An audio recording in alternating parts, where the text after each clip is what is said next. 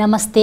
विज्ञान प्रविधि कार्यक्रम हेरेर बस्नुभएका सम्पूर्ण दर्शकवृन्दमा म मञ्चिताको तर्फबाट हार्दिक स्वागत तथा अभिवादन। नेपाल विज्ञान तथा प्रविधि प्रज्ञा प्रतिष्ठान नास्टद्वारा सञ्चालन गरिने यो कार्यक्रम यहाँहरूलाई थाहै छ, हरेक शनिबार साँझ 5 बजे प्रसारण गर्ने गरिन्छ र यस कार्यक्रमलाई तपाईहरूले आइतबार बिहान 11:30 बजे पुनः हेर्न सक्नुहुनेछ। यस कार्यक्रममा हामीले विज्ञान तथा प्रविधिसँग सम्बन्धित विषयवस्तुहरूलाई समेट्दै आएका छौं। अब लागौ आजको सामग्रीहरूतर्फ।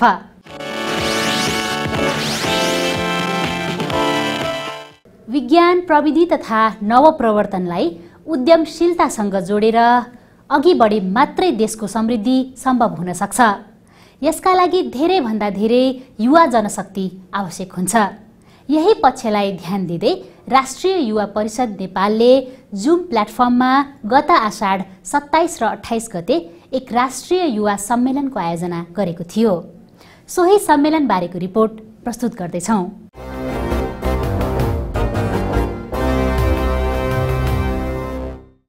युवा जनशक्ति देशका मेरुदण्ड हुन्। मुलुकको समृद्धि र विकास दक्ष युवाहरूकै काँधमा रहेको हुन्छ। विज्ञान प्रविधि तथा नवप्रवर्तनमा जति धेरै युवाहरूको सहभागिता भयो त्यति नै कुनै पनि क्षेत्रले विकास गर्न सक्दछ। त्यसका लागि विज्ञान प्रविधि तथा नवप्रवर्तनलाई उद्यमशीलतासँग जोडेर सँगै लानु अपरिहार्य भइसकेको छ। यही परिप्रेक्ष्यमा नेपाल सरकार युवा तथा खेलकुद मन्त्रालय अन्तर्गतको राष्ट्रिय युवा परिषदद्वारा जुम अनलाइन प्रविधि मार्फत विज्ञान प्रविधि नवप्रवर्तन तथा उद्यमशीलता विषयमा एक राष्ट्रिय युवा सम्मेलनको आयोजना गरिएको थियो। गत आषाढ 27 र 28 गते सम्पन्न भएको उक्त कार्यक्रमको पहिलो दिन कार्यक्रमका बारेमा प्रकाश पार्दै राष्ट्रिय युवा परिषदका प्रशासकीय प्रमुख एडमिनिस्ट्रेटिभ चिफ डाक्टर बाबुराम ढुङ्गानाले स्वागत मन्तव्य व्यक्त गर्नुभएको थियो। जब विज्ञान र प्रविधि प्रति समाजको रुचि कम हुन्छ त्यहाँ नवप्रवर्तन हुन सक्दैन। नवप्रवर्तन बिना उद्यमशीलता गतिविहीन हुन्छ। उद्यमशीलता बिना मुलुकको राष्ट्रिय उत्पादन कमजोर हुन गई अर्थतन्त्र धाराशाही बन्छ। यस तथ्यलाई हृदयंगम गरी राष्ट्रिय युवा परिषदले आफ्नो वार्षिक कार्यक्रममा उल्लेख गरी युवा वैज्ञानिकलाई प्रोत्साहित गर्ने उद्देश्य राखेर विज्ञान र प्रविधिका क्षेत्रमा स्नातकोत्तर गरिरहेका विद्यार्थीहरूलाई शोधपत्र लेखनमा प्रति विद्यार्थी रु 50,000 का दरले अनुदान सहयोग गरिआएको छ। राष्ट्रिय युवा परिषदले शिक्षा विज्ञान तथा प्रविधि मन्त्रालय र नेपाल विज्ञान तथा प्रविधि प्रज्ञा प्रतिष्ठानसँग मिलेर राष्ट्रिय र अन्तर्राष्ट्रिय सम्मेलन गरिआएको छ। नवप्रतिभा भएका युवाको विलक्षणताको पहिचान गर्न स्थानीय तह, प्रदेश तह र संघीय तहमा प्रतिभा पहिचान कार्यक्रमका माध्यमबाट पहिचान गरिएका प्रतिभाहरू प्रतिस्पर्धा गराई सार्वजनिकीकरण गरिएको छ। कार्यक्रममा मन्तव्य व्यक्त गर्दै राष्ट्रिय युवा परिषदका कार्यकारी उपाध्यक्ष माधव ढुङ्गेलले प्रविधि र उद्यमशीलतालाई सँगसँगै अगाडि बढाउँदै यस क्षेत्रमा देखिएका समस्या समाधानतर्फ लाग्नुपर्ने विचार व्यक्त गर्नुभएको थियो। साँच्चै के त हामीले उद्यमशीलताको यति ठुलो रट रटाइरहँदा नेपालको कृषिले सिङ्गो देशलाई मात्र होइन अन्तर्राष्ट्रिय बजारमा एउटा ठुलो मार्केट दिन सक्छ भन्ने कुराको यत्रो एडभोकेसी गरिरहँदा के सँगसँगै साइन्स एन्ड टेक्नोलोजीको महत्त्व र त्यसलाई जोड्ने टेक्नोलोजीको विषयमा हामीले उत्तिकै बहस गर्नु पर्दैन? अनि साइन्स पढ्ने विद्यार्थीहरूको साइन्सको एजुकेसन महँगो बनाउने एउटा परिस्थिति बन्दै जाँदाखेरि महँगो शिक्षा, डक्टरेट पढ्नै नसक्ने गरी महँगो हुने, इन्जिनियरिङ त्यत्तिकै महँगो हुने अथवा अरू धेरै साइन्सका चाहिँ क्षेत्रहरू महँगो चाहिँ रूपमा पढ्नुपर्ने अवस्था भइसकेपछि त्यसलाई परिपूर्ति गर्न सक्ने जब हामी क्रिएट गर्न सक्दैनौँ भने उसले विदेशको बाटो तताउनु पर्ने बाध्यता बन्द रहेछ। उक्त सम्मेलनमा मन्तव्य व्यक्त गर्दै नास्टका उपकुलपति डाक्टर सुनिल बाबु श्रेष्ठले जागिरे प्रवृत्ति नभई स्कुले जीवनदेखि नै हाम्रो शिक्षा उद्यमशीलतातर्फ उन्मुख हुँदै समाजका लागि विज्ञान र प्रविधि प्रयोग गर्नेतर्फ लाग्नुपर्ने विचार व्यक्त गर्नुभएको थियो। यस्ता विज्ञान र प्रविधि क्षेत्रमा इन्भल्भ भइरहेका संस्थाहरूको बीचको सहकार्य अझ बढाउनुपर्छ। सहकार्यबाट हामीले समृद्धि हासिल गर्न सक्छौँ भन्ने थियो। त्यस्तै हामीले उद्यमशीलतामा अब विज्ञान र प्रविधिको क्षेत्रलाई जोड्नुपर्छ भन्ने कुराहरू पनि त्यसले आइडेन्टिफाई गरेको थियो भने यो एक दिन 2 दिन गरेर मात्र हुँदैन, यो वर्षभरि मनाउनुपर्छ र हामी साइन्स टेक्नोलोजी एन्ड इनोभेसनका इयरको रूपमा चाहिँ मनाउनुपर्छ भन्ने कुराहरू पनि त्यसले आइडेन्टिफाई गरेको कुरा म आज यहाँ स्मरण गर्न चाहन्छु। र खुसीको कुरा यस महत्त्वपूर्ण कार्यक्रममा धेरै युवा वैज्ञानिकहरू, धेरै विज्ञान र प्रविधि क्षेत्रमा जोडिनुभएका महानुभावहरू यहाँ आइराख्नु भएको छ। उहाँहरूलाई म के जानकारी गराउन चाहन्छु भने हामीले आर्थिक वर्ष 2078-79मा एउटा राष्ट्रिय विज्ञान र प्रविधि सम्मेलन गर्ने अठोट गरेका छौँ र त्यो अनुसार कार्यक्रम भएको छ। यहाँको सहयोग सद्भावको लागि म आह्वान गर्न चाहन्छु। कार्यक्रममा शिक्षा विज्ञान तथा प्रविधि मन्त्रालयका शिक्षा सचिव रामप्रसाद थपलियाले तल्लो तहदेखि नै विज्ञान तथा प्रविधिप्रति विद्यार्थी वर्गलाई आकर्षित गराउनु जरुरी रहेको विचार व्यक्त गर्नुभएको थियो। तल्लो तहदेखि नै विज्ञान विषयमा विद्यार्थीको जिज्ञासा बढाउने, विद्यार्थीलाई यसप्रति आकर्षित गर्ने काममा यहाँहरू सहभागी सम्पूर्ण युवा वैज्ञानिकहरूको महत्त्वपूर्ण भूमिकाको मन्त्रालयले आशा गरेको छ, अपेक्षा गरेको छ। यहाँहरूबाट त्यसतर्फको भूमिका निर्वाह गरेर हाम्रो शिक्षा क्षेत्रलाई अग्रगामी दिशामा लैजानुको लागि सहयोग रहनेछ भन्ने म विश्वास व्यक्त गर्न चाहन्छु। कार्यक्रममा काठमाडौँ विश्वविद्यालयका उपकुलपति प्राध्यापक डाक्टर भोला थापाले विश्वविद्यालयले युवाहरूलाई उद्यमशीलतासँग जोडेर अघि बढ्न गरेका कार्यक्रमहरूबारे जानकारी गराउनु भएको थियो। हामी सबैले आफ्नो तर्फबाट आफूले आफ्नो उद्देश्यका लागि गर्न सक्ने कन्ट्रिब्युसनहरू गर्यौँ भने यो विज्ञान र प्रविधिको प्रवर्धन हुने, त्यसको संरक्षण हुने, त्यसको उत्थान हुने कार्यक्रमलाई नै रियलाइज गरेर हालै मात्रै झन् 2 हप्ता अगाडि मात्रै काठमाडौँ विश्वविद्यालयले मास्टर्स बाई रिसर्च, एमफिल र पिएचडी गर्न चाहने विद्यार्थीहरू र गराउन चाहने प्रोफेसर र एसोसिएट प्रोफेसरहरूको एकजना प्रोफेसर र एकजना एसोसिएट प्रोफेसरलाई एउटा विद्यार्थी मतलब काठमाडौँ विश्वविद्यालयमा भएका जम्मै प्रोफेसर र एसोसिएट प्रोफेसरहरूले एकजना रिसर्च स्टुडेन्ट चाहिँ नि उहाँहरूले फी वेभरमा पाउनुहुन्छ, फ्रीमा पाउनुहुन्छ भन्दै भनेको अब हामीसँग सयौं रिसर्च गर्न चाहने विद्यार्थीहरूका लागि त्यो अवसर प्राप्त भएको छ। मन्तव्यका क्रममा त्रिभुवन विश्वविद्यालयका उपकुलपति प्राध्यापक डाक्टर धर्मकान्त वास्कोटाले उच्च शिक्षामा रहेको न्यूनतम लगानीलाई बढाउनु पर्ने खाँचो औल्याउनु भएको थियो। राष्ट्रिय युवा परिषदले आयोजना गरेको युवा वैज्ञानिकहरूको सम्मेलन ज्यादै समय सान्दर्भिक एकातिर छ भने अर्कोतिर विज्ञान, प्रविधि, नवप्रवर्तन, उद्यमशीलता यस्ता विषयवस्तु जोडिएको हुँदा निश्चय पनि विश्वविद्यालयसँग यसले प्रत्यक्ष सरोकार राख्दछ नै। पहिलो दिनको प्राविधिक सत्रमा शुक्रराज ट्रपिकल तथा सरुवा रोग अस्पतालका क्लिनिकल साइन्टिस्ट डाक्टर शेरबहादुर पुनले सरुवा रोगका क्षेत्रमा आफूले अध्ययन अनुसन्धान गर्दाका अनुभव तथा हालको कोभिड-19 महामारीबाट बच्न खोपको महत्त्वबारे जानकारी गराउनु भएको थियो।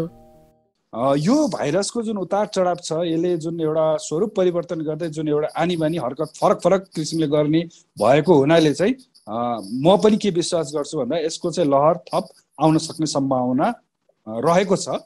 तर यदि भन्दै गर्दाखेरि चाहिँ भ्याक्सिन यदि केही गरी हामीले धेरैभन्दा धेरैमा लगाउन सक्यो भने चाहिँ दोस्रो लहर जस्तो चाहिँ ठुलो एउटा आपत्ति विपत्तिको चाहिँ सामना गर्नुपर्ने अवस्था चाहिँ नरहेछ भन्ने कुरा चाहिँ मैले दोस्रो लहरमा जुन एउटा बिरामीसँग प्रत्यक्ष गएर उनीहरूसँग कुराकानी गर्दाखेरि चाहिँ त्यो मैले पाएँ र त्यसले गर्दाखेरि चाहिँ आगामी दिनहरूमा हाम्रो यसलाई चाहिँ भ्याक्सिनको जुन एउटा क्याम्पेन छ यसलाई चाहिँ लगाउनुपर्छ। भ्याक्सिन पनि नलाउने भनेर यहाँ एकदमै त्यो बेलामा एकदमै अनिच्छुक थियो, त्यो स्वाभाविक पनि थियो। किन भन्दाखेरि भाइरस नयाँ, भ्याक्सिन पनि इमर्जेन्सी युजको लागि भनेपछि सब मान्छेले आफ्नो स्वास्थ्यलाई लिएर त अब त्यो अलिकति चिन्ता लिने नै भयो। तर त्यो बेलामा पनि मैले स्वास्थ्यकर्मी बीच पनि धेरै एउटा एक प्रकारको पोजिटिभ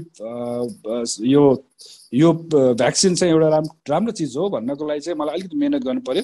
र दोस्रो लहरमा मैले प्रत्यक्ष मानिसहरूसँग भेटघाट गरेपछि त म खुले आम नै भ्याक्सिन एकदमै चाहिन्छ, एकदम भ्याक्सिन जसरी हुन्छ भ्याक्सिन लगाउनु पर्छ भन्ने छ। कार्यक्रममा प्राध्यापक डाक्टर रामेश्वर अधिकारीको अध्यक्षतामा भएको शिक्षा अनुसन्धान तथा नवप्रवर्तन सत्रमा मुख्य प्रस्तोता फुटुङ रिसर्च इन्स्टिच्युटका डाक्टर असीम ढकाल, त्यसैगरी प्यानेलिस्टहरू शिक्षा विज्ञान तथा प्रविधि मन्त्रालयका सहसचिव राजेन्द्र प्रसाद खनाल, नास्टकी वैज्ञानिक अधिकृत डाक्टर टिष्टा प्रसाई जोशी, त्रिभुवन विश्वविद्यालयका डाक्टर कपिल अधिकारी, वातावरण विज्ञान केन्द्रीय विभागका उपप्राध्यापक डाक्टर रमेश राज पन्त, त्यसैगरी उक्त सत्रका को-चेयर जुन्तेन्दो युनिभर्सिटी जापानका डाक्टर लक्ष्मी कुमार पराजुलीले अनुसन्धान तथा नवप्रवर्तनमा युवाहरूको धेरैभन्दा धेरै सहभागिता कसरी बढाउन सकिन्छ भन्ने बारे आफ्नो विचार यसरी व्यक्त गर्नुभएको थियो।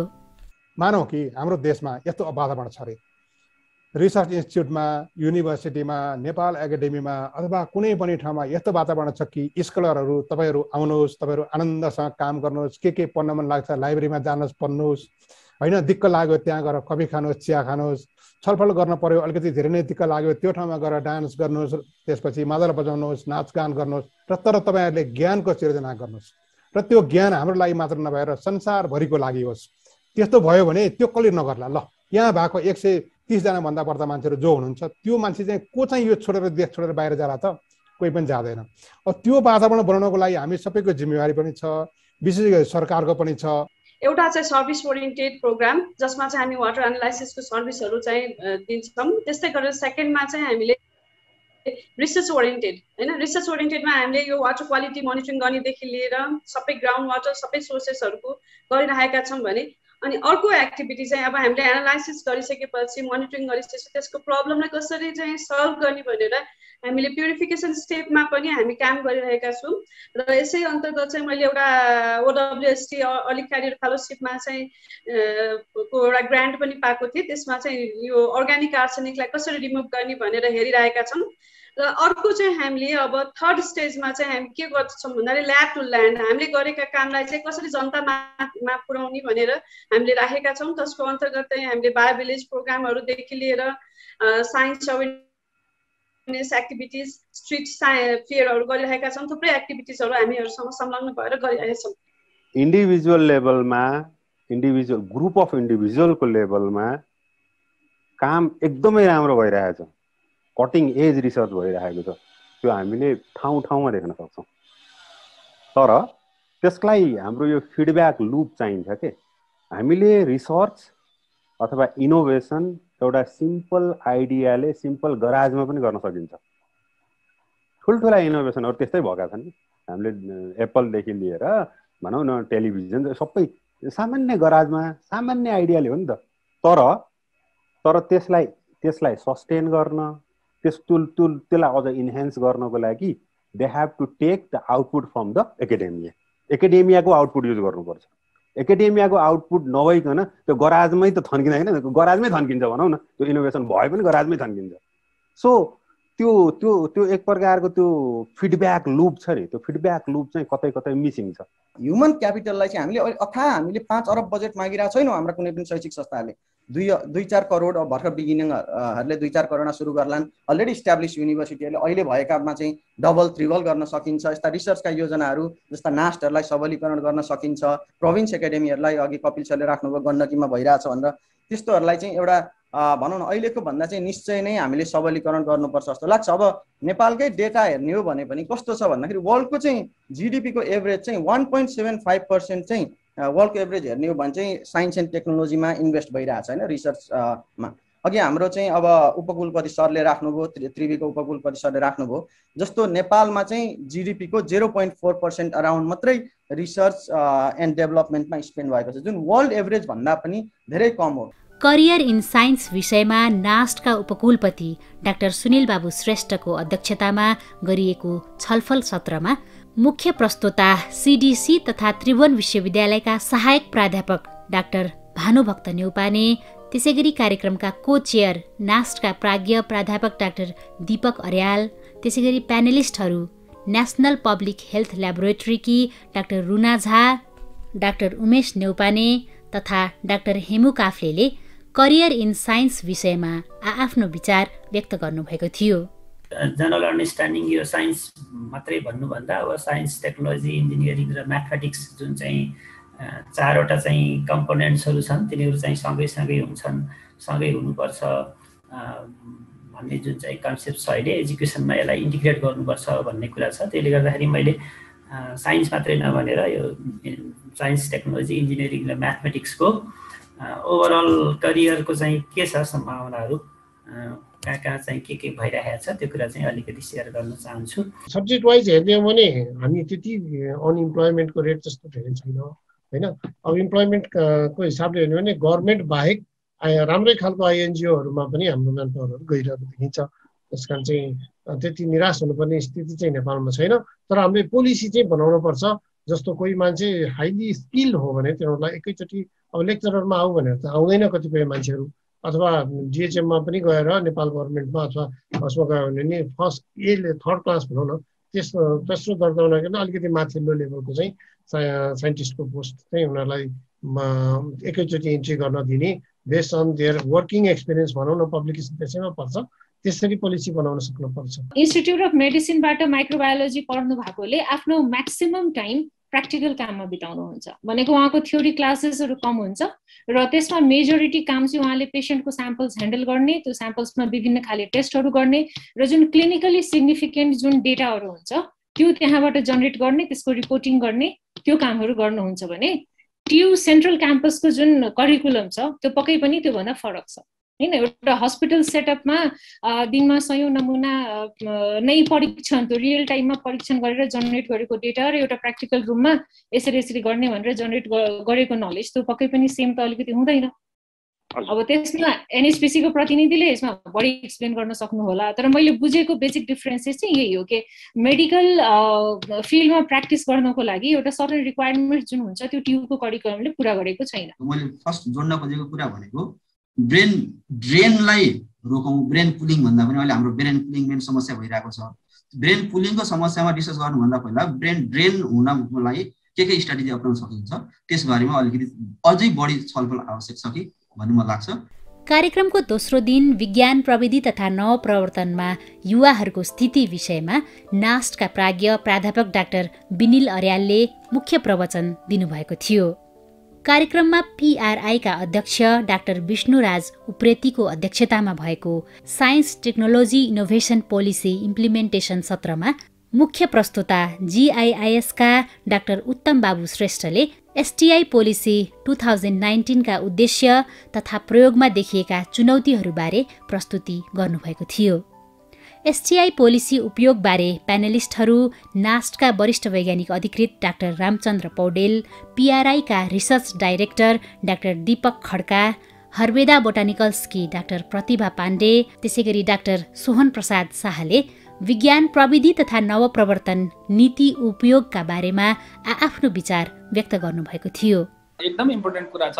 अब नयाँ युवाहरूलाई हाम्रो यहाँ अन्तर्राष्ट्रिय रूपमा ट्रेन हुनुभएका युवाहरूलाई अथवा उमेर पुगिसक्नु भएको 50 भन्दा माथि नआएका युवाहरूलाई त्यस्ता खालको एक्सपर्टहरूलाई पनि लिएर आएर कसरी हामीले हाम्रो अहिलेको नयाँ नीतिमा राख्न सकिन्छ यो कुरा एकदम सोचनीय विषय छ। नीति अनुसन्धान प्रतिष्ठानमा चाहिँ के गरिरहेछ भने फन्डामेन्टल्ली बेसैबाट जाउँ पब्लिक पोलिसीको फ्रेमवर्क थ्योरिटिकल फ्रेमवर्कको ढाँचाबाट चाहिँ हामीले अध्ययन गऱ्यौँ भने केही पनि छोड्दैन भन्ने हिसाबले चाहिँ नि दुईटा काम गरिरहेका छन्। एउटा सार्वजनिक नीतिको चाहिँ नि फर्मुलेसन कसरी हुनुपर्छ भन्ने एउटा दिग्दर्शन बनाइराखेका छौँ र अर्को चाहिँ यो सार्वजनिक नीतिहरूको समीक्षा मूल्याङ्कन गर्दाखेरि कसरी गर्ने भनेर त्यसको चाहिँ पनि हामीले मार्गदर्शन बनाइराखेका छौँ। मेरो R&D एन्ड इनोभेसनको उसमा चाहिँ मैले इन्क्लुजिभ इनोभेसन हैन र महिला भन्ने जेन्डर लेन्स भन्ने दुईटै शब्द राखेको हो। फाइनल ड्राफ्टमा अझै भेग हुँदाखेरि त्यसलाई पनि मैले चाहिँ कुरा उठाएको हो है। सो त्यो भयो। त्यो एउटा एक्जाम्पल भन्ने चाहिँ के हो भने सायद 7 जना कोअर्डिनेटरमा म एकजना मात्रै महिला थिएँ। मेरो टिममा चाहिँ 3 जना महिला हुनुहुन्थ्यो हैन। अरू टिममा सायद कुनैमा हुनु नै थिएन, कुनैमा हुनुहुन्थ्यो हैन। सो त्यो त्यस्तो हुन जान्छ यदि हामीले चाहिँ महिलाहरूलाई डिसिजन मेकिङ ठाउँमा लिएर आएनौँ भने। सो हामीले एउटा सुधार गर्नुपर्ने भने चाहिँ गाह्रै भयो भने पनि महिला भेट्दै नभेट्ने हैन, धेरै दक्ष महिलाहरू हुनुहुन्छ, हामीले लिएर आउनु पर्यो सोल्युसन स्पेसमा जाने हो भने चाहिँ। स्कोपस जर्नलमा चाहिँ 5 वटा चाहिँ मेडिकल साइन्सको जर्नलहरू लिस्टेड छन् त्यसमा। त नेपालको 5 वटा जर्नलमा लिस्टेड भएपछि नम्बर चाहिँ वाक्कै बढ्ने भयो के मेडिकल साइन्स जर्नलको अनि। So medical science is almost a contribution 60% in नेपालको टोटल साइन्टिफिक पब्लिकेसनको चाहिँ। So that is another problem. अब अर्को डेटाबेस चाहिँ पेटेन्टको हेरौँ। पेटेन्टमा चाहिँ हामीले भन्छौँ नेपालको चाहिँ एकदमै विक छ भनेर चाहिँ, तर इन्ट्रेस्टिङली चाहिँ साउथ एसियामा चाहिँ इन्डियालाई हटाउने हो भने चाहिँ यो पेटेन्टमा चाहिँ नेपालले चाहिँ सबैभन्दा राम्रो गरेको रहेछ। उक्त कार्यक्रममा साइन्स, टेक्नोलोजी एन्ड इनोभेसन इन्टरप्रेन्योरसिप सत्रका अध्यक्ष देउराली जनता फार्मास्युटिकल्सका हरिभक्त शर्मा तथा नास्टकी प्राज्ञ प्राध्यापक डाक्टर विजया पन्तले आफ्नो विचार यसरी व्यक्त गर्नुभएको थियो। पहिलो कुरा, नेपालमा सरकारले बनाएका नीतिहरूका कारणले काम गर्न गाह्रो हुन्छ। यो हामीलाई 20 वर्षदेखि म यही सुनिरहेको छु, यो सत्य हो। तर हामी नेपालीहरू त्यो मात्रै नहेरौँ, हामीलाई हेर्नुभयो भने हामी काम गरेर धुलो खाएर सिकेर अनि अलिअलि सफल भएका मान्छेहरू छौँ यहाँ धेरै जसो। तपाईँहरू पनि त्यस्तै हुनुपर्छ। त्यस कारणले नेपालमा काम गरेर खाने वातावरण चाहिँ बनाउने पनि तपाईँ हामीले नै हो। अब साइन्स बेस्ड टेक्नोलोजी ड्रिभन या अथवा इनोभेसनको बिजनेसमा जान चाहनुहुन्छ भने त झन् धेरै ठुल्ठुला नीतिहरूले तपाईँलाई छुँदैन, किनकि त्यो तपाईँले आफ्नो डोमेनमा यति धेरै काम गर्न सक्नुहुन्छ। एउटा ल्यापटप राखेर धेरै ठुल्ठुला कामहरू गर्न सक्नुहुन्छ। थुप्रै भाइ बहिनीहरूले यो गर्नुभएको छ। त्यस कारणले म तपाईँलाई उत्साहित भएर काम गर्न पनि म अनुरोध गर्न चाहन्छु। हाम्रो गृहिणीहरूले आलुको भाउ कति हो, के हो, कुन मसला हाल्दा तरकारी मिठो हुन्छ भन्ने पनि काइन्ड अफ रिसर्च हो। हामी त्यहाँबाट सुरु गर्नुपर्छ।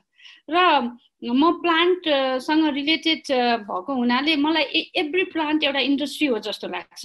जस्तो कोरिया भन्ने देश छ हजुर, हामी सबैलाई थाहा छ, हामीभन्दा तल थियो कुनै दिन। अहिले किन यति माथि आयो भने उनीहरूले चाहिँ ठ्याक्कै रिसर्चलाई इन्डस्ट्रीसँग जोडे। र जिन्सेन भन्ने एउटा प्लान्ट छ उनीहरूको। त्यो एउटा जिन्सेन भनेको अहिले संसारभरि शक्तिवर्धकदेखि सबै कुरामा त्यसको युज छ। किम्ची भनेको सिम्पल हाम्रो गुन्द्रुक हो, त्यसको इन्टरनेसनल मार्केट हामीले आफैले बुझेका छौँ। त्यही भएर हामीले बेस्ट के दिन सक्छौँ। अघि छिरिङजीले भने जस्तो उसले त्यो गरौँ म पनि त्यो गरौँ, उसको भएन मेरो भएन भन्ने होइन। मेरो विचारमा यसरी जानुपर्छ होला। उक्त सत्रमा मुख्य प्रस्तोता रूपेश श्रेष्ठले उद्यमशीलता विकास गर्न आवश्यक अभ्यास, यस सम्बन्धी ज्ञान र नीति नियमबारे प्रस्तुति गर्नुभएको थियो। त्यसैगरी उक्त सत्रमा नेपालका सफल युवा उद्यमी राम लक्ष्मण इनोभेसन्सले आफूले निर्माण गरेका उपकरणहरूबारे जानकारी गराउनु भएको थियो। कार्यक्रममा उद्यमशीलताका क्षेत्रमा काम गर्ने डाक्टर विशाल ढकाल तथा अपब्रिङ्गिङ ह्याप्पिनेसका सन्तोष पाण्डेले उद्यमशीलता विकासका लागि गरिएका प्रयासहरूबारे जानकारी गराउनु भएको थियो।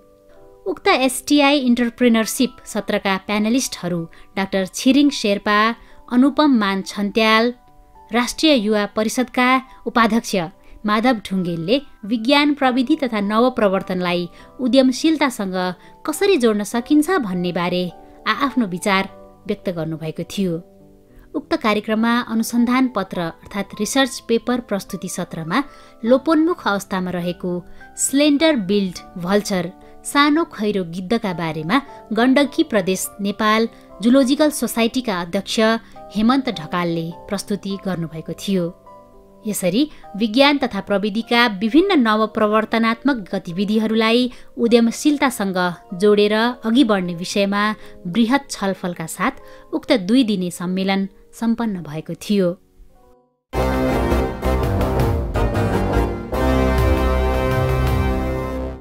दर्शकवृन्द, तपाईहरूलाई आजको कार्यक्रम कस्तो लाग्यो? आफ्ना सुझाव तथा प्रतिक्रियाहरू हामीलाई अवश्य पठाउनुहोला। यहाँहरूको सुझावले नै हामीलाई अघि बढ्न मद्दत गर्नेछ र यसका लागि हामीलाई पत्राचार गर्ने ठेगाना हो विज्ञान प्रविधि टेलिभिजन कार्यक्रम, नेपाल विज्ञान तथा प्रविधि प्रज्ञा प्रतिष्ठान नास्ट, पोस्टबक्स नम्बर 3323 काठमाडौँ नेपाल। र हाम्रो इमेल ठेगाना रहेको छ vigyanpravidi@nast.gov.np। त्यसैगरी हाम्रो वेबसाइट रहेको छ www.nast.gov.np र यस कार्यक्रमलाई तपाईहरूले युट्युबमा नास्ट नेपाल राखेर पनि हेर्न सक्नुहुनेछ। हवस् त, आजलाई विज्ञान प्रविधि कार्यक्रमका सामग्रीहरू यति नै। आगामी साता पुनः यस्तै रोचक सामग्रीहरूका साथ उपस्थित हुने नै छौँ। तबसम्मका लागि सम्पूर्ण युनिट बिदा माग्दछौँ। नमस्ते।